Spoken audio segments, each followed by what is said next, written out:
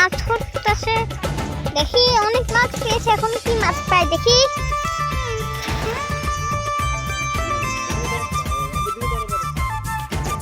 দেখেন এখন উঠাচ্ছে বন্ধুরা, দেখছেন।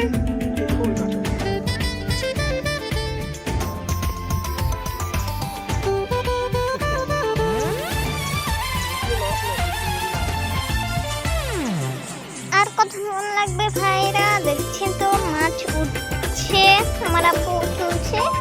যিনি লাল গেঞ্জি পরে তিনি হলো আমার আব্বু। দেখেন মাছ উঠে কিনা, ওই যে বস্তাটা তো অনেক মাছ আছে। দেখি এটা দেখুন মাছ এই পুকুরে থাকে।